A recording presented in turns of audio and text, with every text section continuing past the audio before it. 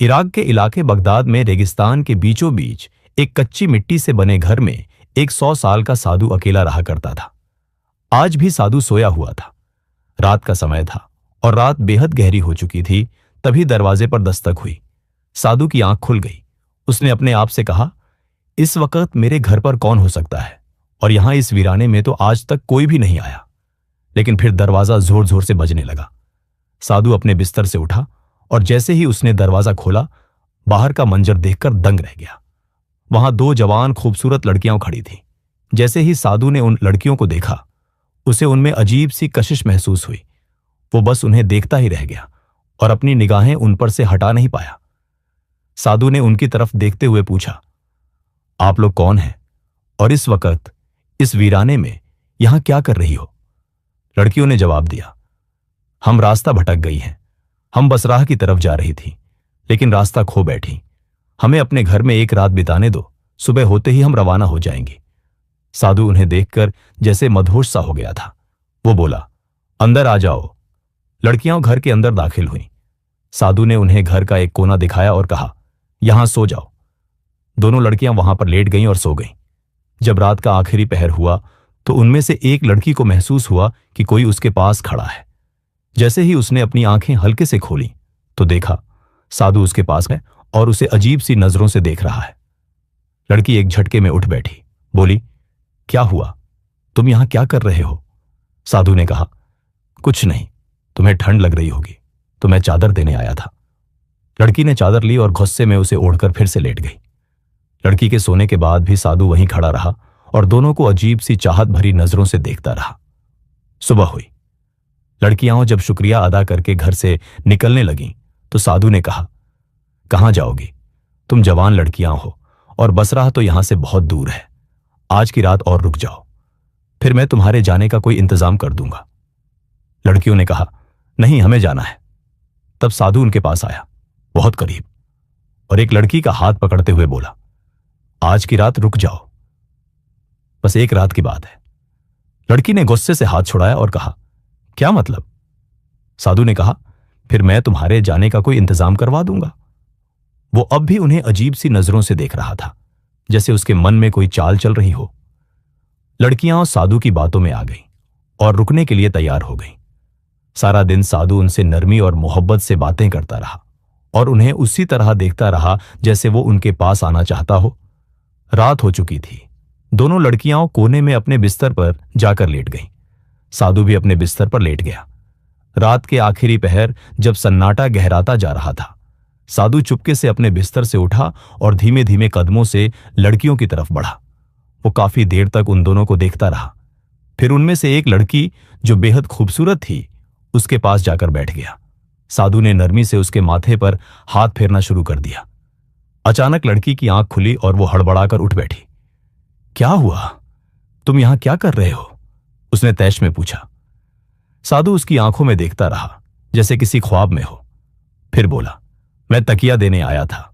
तुम बिना सिरहाने के लेटी हो, तुम्हारी गर्दन में दर्द हो जाएगा। ये लो तकिया। लड़की ने तकिया लिया और नाराजगी से मुंह फेर लिया। बोली, जाओ यहां से। साधु अपने बिस्तर पर जाकर फिर लेट गया। रात को वो अपने आप से बातें करने लगा। सुबह ये लड़कियां चली जाएंगी, आज मेरा आखिरी मौका था। लेकिन वो भी चला गया। फिर उसने खुद से कहा, नहीं, मैं उन्हें ऐसे ही नहीं जाने दूंगा। कोई ना कोई जुगाड़ लगाना होगा। मुझे कल किसी तरह इन्हें रोकना होगा। इन्हीं सोचों में डूबा हुआ साधु भी आखिरकार सो गया। सुबह हुई। लड़कियां उठी और साधु के पास आईं। उन्होंने कहा, अगर हमारे जाने का बंदोबस्त हो गया हो तो हमें रवाना कर दो। बताओ क्या इंतजाम किया है? साधु उन्हें कुछ पल एक चाहत भरी नजर से देखता रहा। फिर धीरे से बोला, नहीं, तुम आज यहां से नहीं जा सकती। साधु की यह बात सुनकर दोनों लड़कियां हैरानी से एक दूसरे को देखने लगीं। फिर उन्होंने पूछा, क्यों? हम क्यों नहीं जा सकती आज? साधु ने कहा, तुम्हें एक रात और रुकना होगा। लड़कियों ने हैरत से उसकी तरफ देखा और कहा, क्यों? क्या बात है? सब खैरियत तो है, हम क्यों रुके? साधु ने नर्म आवाज में कहा, अभी तुम्हारे जाने का कोई इंतजाम नहीं हो पाया है। उम्मीद है कल एक काफिला यहां से होकर बसराह की तरफ जाएगा। जब लड़कियों ने काफिला सुना तो उन्हें थोड़ा इत्मीनान हुआ। चलो, कल काफिले के साथ निकल जाएंगे। आज की रात और यहां रुक जाते हैं, उन्होंने एक दूसरे को देखकर कहा। साधु ये सुनकर दिल ही दिल में बेहद खुश हुआ। एक रात और मिल गई, उसने अपने आप से कहा। पूरे दिन साधु उन्हें दूर से बैठा देखता रहा। उसकी निगाहें अब और भी गहरी हो चुकी थीं। रात फिर से ढलने लगी। लड़कियां अपने बिस्तर पर जाकर लेट गईं। साधु भी अपने बिस्तर पर लेट गया, मगर अब उसका दिल बेकरार था। साधु अपने बिस्तर पर लेटा रहा, मगर उसकी आंखें छत को नहीं बल्कि कमरे के कोने में सोई हुई दोनों लड़कियों को घूर रही थी। उसकी सांसें तेज थीं और दिल में एक अजीब सी हलचल उठ रही थी। धीरे धीरे वो बिस्तर से उठा, चुपके से उनके पास गया और उन्हें ऊपर से नीचे तक गौर से देखने लगा। पहले वह एक लड़की के पास बैठा और उसके बालों को नरमी से सहलाने लगा। अचानक लड़की थोड़ी सी हिली। साधु को लगा कहीं वो जाग न जाए। वह डर के मारे वहां से उठकर दूसरी लड़की के पास चला गया।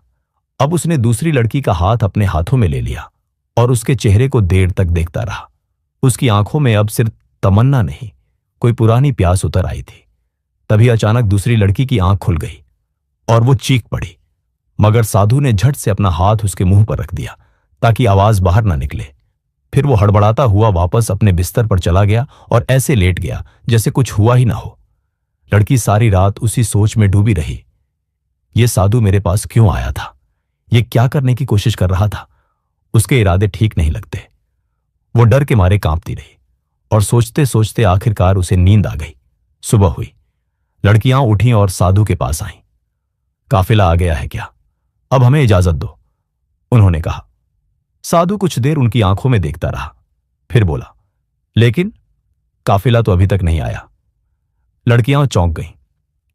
मगर तुमने तो कहा था कि काफिला आज आ जाएगा। साधु ने थकी हुई आवाज में जवाब दिया। हां, आना था, शायद शाम तक आए। लड़कियों ने आपस में देखा और कहा, ठीक है, हम शाम तक और इंतजार कर लेते हैं। साधु ने बस सिर हिलाया और कुछ नहीं कहा। अब वो घर के आंगन में बैठा था और दूर से लड़कियों को फिर उसी तरह अजीब नजरों से देख रहा था। एक लड़की ने दूसरी से कहा, इसकी निगाहें मुझे ठीक नहीं लगती। दूसरी ने सिर हिलाया। हां, तुम ठीक कह रही हो, हमें जल्दी से यहां से निकल जाना चाहिए। हम जवान लड़कियां हैं और इसके दिल में न जाने क्या चल रहा है। पहली लड़की बोली, हां, ये रात को मेरे पास आया था और मुझे छूने की कोशिश कर रहा था। दूसरी ने भी कहा, उसने मेरे साथ भी वही किया। आज हमें किसी भी हालत में रात नहीं रुकना चाहिए। शाम को काफिला आए या ना आए, हमें निकल जाना है। साधु अब भी दूर से उन्हें देख रहा था, बिल्कुल वैसे ही जैसे कोई शिकारी अपने शिकार पर नजर रखता है। शाम हो चुकी थी। इससे पहले कि लड़कियां खुद उसके पास आती, साधु उनके पास आ गया। देखो, उसने कहा, मुझे लगता है काफिला अब सुबह तक आएगा। मैंने सोचा तुम्हें खुद ही बता दूं। उनके पास सामान बहुत होता है, इसलिए धीरे धीरे चलते हैं। आज की रात और रुक जाओ। लड़कियां अब झल्ला गईं। हम अब और नहीं रुक सकते, एक ने तेजी से कहा। चाहे काफिला आए या ना आए, हम अभी यहां से निकल रही हैं। हमें अब मत रोको। साधु और करीब आया, बोला, थोड़ी ही देर में रात हो जाएगी। तुम जवान लड़कियां हो, इस रेगिस्तान में रात को कहां जाओगी? यहां जानवर भी घूमते हैं, अगर कोई नुकसान पहुंचा तो। उसके लहजे में फिक्र कम और चाल ज्यादा थी। लड़कियों को अब पूरा यकीन हो गया, यह सब कोई नई चाल है। मगर उन्होंने एक दूसरे को देखकर कहा, हमारे पास और कोई चारा नहीं। एक रात की तो बात है, रुक जाते हैं। उन्होंने सख्ती से साधु से कहा, ठीक है, मगर ये आखिरी रात है। कल सुबह चाहे काफिला आए या नहीं, हम निकल जाएंगे। साधु ने मुस्कुराते हुए कहा, ठीक है, लेकिन उसके चेहरे की मुस्कान में अब कुछ और ही छिपा हुआ था। रात हो चुकी थी। लड़कियां, जो अब पूरी तरह साधु की हर हरकत पर नजर रखे हुए थीं, एक कोने में लेटी रहीं, मगर उनकी आंखें खुली थीं। वो डर और शक में डूबी हुई थीं, एक दूसरे से धीमी आवाज में बात कर रही थी। उम्मीद है आज की रात जल्दी बीत जाए, एक ने कहा। हां, बस आंखें बंद करके ऐसे लेटे रहो जैसे हम सो चुकी हैं, दूसरी ने जवाब दिया। साधु अपने बिस्तर पर लेटा था, मगर उसकी एक आंख खुली हुई थी। वो लड़कियों की ओर बार बार नजरें दौड़ाता, यह देखने के लिए कि क्या वो सच में सो चुकी है। जब उसने देखा कि लड़कियां अब हिलडुल नहीं रही हैं, उसने आंखें बंद कर ली, लेकिन उसका दिल अभी भी करवटें ले रहा था। थोड़ी देर बाद जब उसे यकीन हो गया कि लड़कियां सो चुकी हैं, वो धीरे से अपने बिस्तर से उठा और उनकी ओर चल पड़ा। वो काफी देर तक चुपचाप उनके पास खड़ा रहा, जैसे उनके हाव भाव पड़ रहा हो। फिर वो उनमें से एक लड़की के पैरों के पास बैठ गया और धीरे धीरे उसके पैरों को सहलाने लगा। तभी लड़की की आंख थोड़ी सी खुल गई। साधु को एहसास हुआ तो वो फौरन पीछे हट गया। अब वो दूसरी लड़की के पास गया और उसके पास बैठकर उसके माथे को सहलाने लगा। अचानक लड़की की आंख खुल गई। उसने घबराकर करवट ली और मुंह नीचे कर लिया। कुछ बोली नहीं, मगर उसके जिस्म की हरकत ने बता दिया कि वो जाग चुकी थी। साधु चुपचाप उठकर अपने बिस्तर पर जाकर फिर से लेट गया। उसकी धड़कनों में एक अजीब सी घबराहट थी, मगर चेहरे पर कोई पशेमानी नहीं थी। सुबह हो चुकी थी। लड़कियां उठीं और सीधा साधु के पास गईं। हां, आया क्या तुम्हारा काफिला, या अब कोई नया बहाना है? उन्होंने तीखे लहजे में पूछा। साधु कुछ देर खामोश रहा, फिर बोला, काफिला तो नहीं आया। लड़कियां अब झल्ला चुकी थीं। हमें तो पहले ही पता था कि कोई काफिला नहीं आने वाला। तुम हमें किसी और मकसद के लिए यहां रोक रहे हो। हमें सब समझ आ चुका है। अब हम एक पल भी यहां नहीं रुक सकते। उनमें से एक लड़की ने दूसरी का हाथ पकड़ा और कहा, चलो यहां से चलते हैं। जैसे ही वो झोपड़ी से बाहर निकलने लगी, साधु अचानक उनके सामने आकर खड़ा हो गया और उनका रास्ता रोकते हुए बोला, तुम यहां से नहीं जा सकती। लड़कियों ने कहा, रास्ते से हट जाओ वरना हम जोर से चिल्लाएंगी। साधु ने धीरे से कहा, तुम्हारी आवाज यहां सुनने वाला कोई नहीं है। तुम क्या चाहते हो? हमें क्यों रोक रहे हो? तुम हमारे बाप की उम्र के हो। कोई तो शर्म करो, कोई तो लिहाज करो, एक लड़की ने कहा। साधु ने गंभीर आवाज में कहा, जैसा तुम्हें दिख रहा है वैसा नहीं है। तुम जिस शख्स की तलाश में बसराह जा रही हो, क्या पता वो यहीं कहीं हो। हमें यहां एक पल भी नहीं रुकना, उन्होंने गुस्से से कहा। और तुम्हें यह कैसे मालूम कि हम बसराह में किसी को ढूंढने जा रही हैं? उन्होंने सवाल किया। साधु बोला, यह बात मैं अभी नहीं बता सकता, मगर अगर तुम आज की रात यहीं रुकती हो तो यही तुम्हारे हक में बेहतर होगा। फिर वही चाल। लड़कियां अब चौंक चुकी थीं। एक बूढ़े आदमी को क्या हो गया है? क्यों बार बार हमें रोक रहा है? वो सोचने लगी। मैंने कहा ना, बस एक रात और रुक जाओ। कल सुबह तुम्हारे सारे सवालों का जवाब मिल जाएगा और शायद तुम्हें बसराह जाने की भी जरूरत न रहे। साधु ने बात खत्म की। लड़कियां अब उलझन में थीं। वो आपस में हैरानगी से एक दूसरे को देखने लगी। ये कैसे जानता है कि हम किसे ढूंढ रही हैं और क्या हमारा कोई मसला है? उनके जहन में सवालों का तूफान था, मगर अब उन्हें साधु पर बिल्कुल भी एतबार नहीं रहा। उन्होंने साधु को धक्का दिया और झोपड़ी से बाहर निकल गई। साधु उनके पीछे पीछे भागा और पीछे से आवाज दी, रुको, सब कुछ बर्बाद हो जाएगा अगर तुम चली गई तो। काफी दूर तक जाने के बाद लड़कियां थक कर एक जगह बैठ गईं। उनका दम फूल रहा था, मगर उनके दिलों में अब भी डर और बेचैनी बनी हुई थी। अचानक पीछे से साधु हांफता हुआ उनके करीब आ गया। उसकी सांसें तेज थीं, लेकिन लहजा अब भी वही रहस्यमय। मैं आखिरी बार तुमसे कह रहा हूं, उसने धीमे लेकिन यकीन भरे लहजे में कहा। आज रात मत जाओ। अगर आज की रात मेरे साथ इस घर में रुक गई तो शायद तुम्हें बसराह जाने की जरूरत नहीं पड़ेगी। लड़कियों ने थके हुए लेकिन सख्त अंदाज में पूछा, अगर कोई बात है तो साफ साफ क्यों नहीं बताते? साधु ने गहरी सांस ली और कहा, वो बात मैं अभी नहीं बता सकता। अगर मैंने अभी कह दी तो सब कुछ बर्बाद हो जाएगा। मगर मैं सिर्फ इतना बता सकता हूं कि तुम दोनों अपने शौहर को तलाश करने निकली हो। लड़कियां ये सुनकर सन्न रह गईं। उनकी सांसें जैसे एक पल के लिए थम गईं। हां, हम अपने शौहर को ढूंढ रही हैं। वो काफी समय से लापता है। हमने कई इलाकों में ढूंढ लिया, अब बसराह की तरफ जा रही है। लेकिन तुम्हें यह सब कैसे मालूम? उनमें से एक ने चौंक कर पूछा। साधु ने बेहद संजीदगी से जवाब दिया, मुझे सब मालूम है, मगर तुम्हें मेरे साथ एक रात गुजारनी होगी, तभी मैं तुम्हारे सारे सवालों का जवाब दे सकूंगा। लड़कियां इस अजीब शर्त को सुनकर घबरा गईं। उन्होंने एक दूसरे की तरफ देखा। डर, शक और उलझन उनकी आंखों में साफ नजर आ रही थी।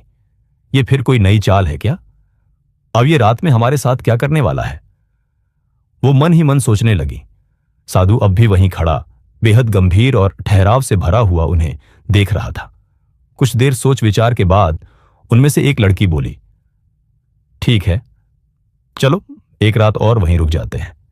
दूसरी ने हामी भरी, हां, मगर ये आखिरी रात होगी।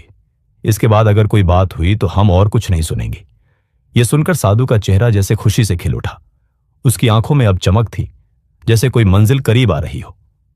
ठीक है, उसने कहा।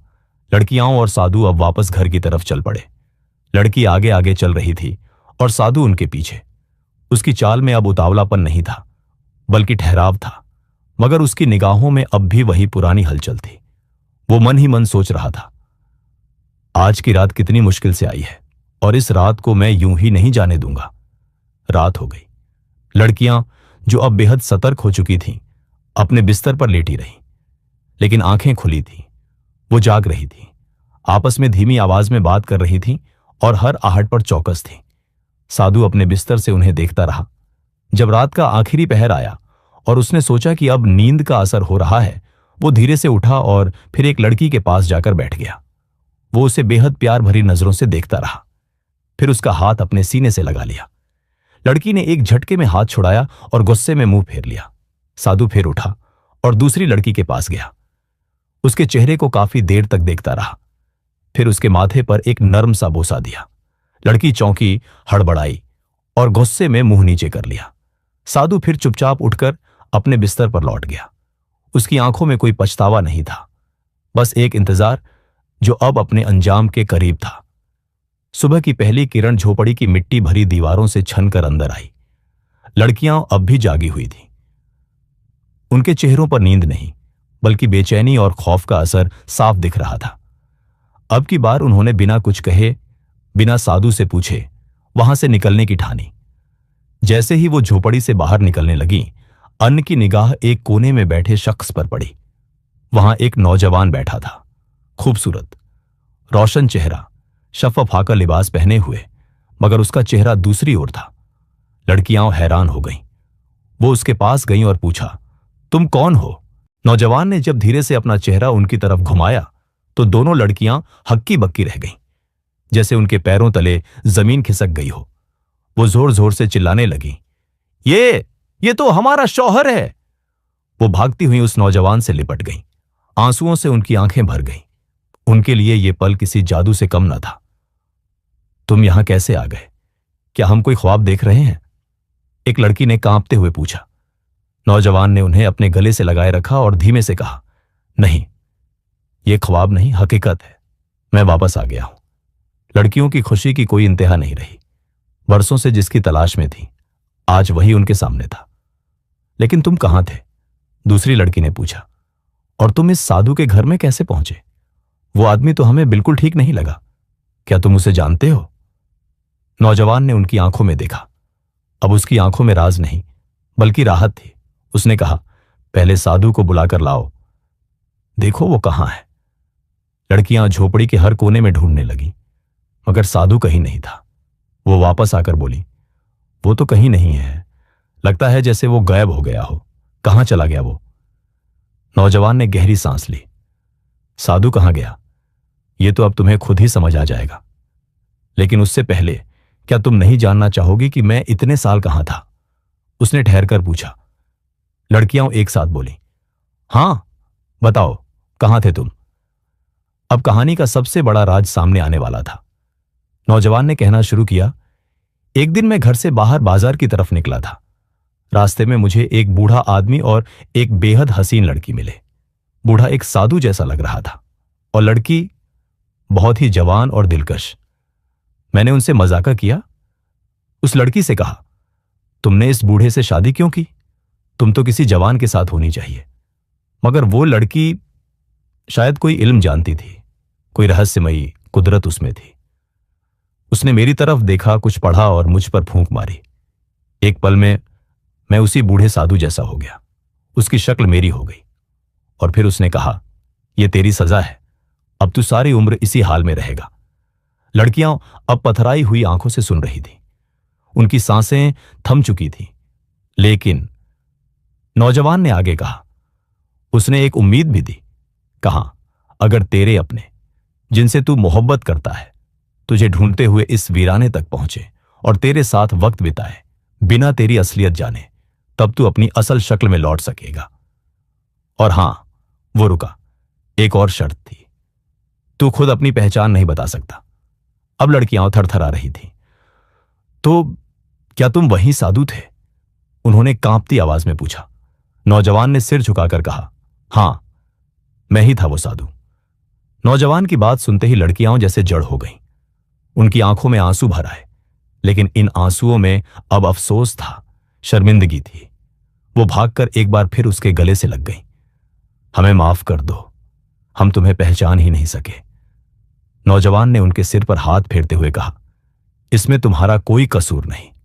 तुम जानती ही नहीं थी कि मैं तुम्हारा शौहर हूं। तुम्हारा दिल सच्चा था, नियत पाक, और उसी सच्चाई ने मेरी सजा को तोड़ दिया। अब तीनों ने फिर से एक नई जिंदगी शुरू की, मगर इस बार उनके दरमियान कोई राज नहीं था, कोई फासला नहीं था। अब सिर्फ भरोसा था, वफा थी, और एक ऐसा रिश्ता जो सजा से भी गुजरकर और भी मजबूत बन चुका था। सबक: मोहब्बत अगर सच्ची हो तो वो हर आजमाइश, हर वक्त और हर फासले को पार करके वापस लौट आती है। अगर मोहब्बत में घमंड आ जाए तो वो सजा बन जाती है, लेकिन सब्र, वफा और खुलूस के साथ वही मोहब्बत एक दिन इनाम बन जाती है। इंसान की बाहरी सूरत कुछ भी हो, असली पहचान उसके दिल की सच्चाई और नीयत की पाकीज़गी से होती है।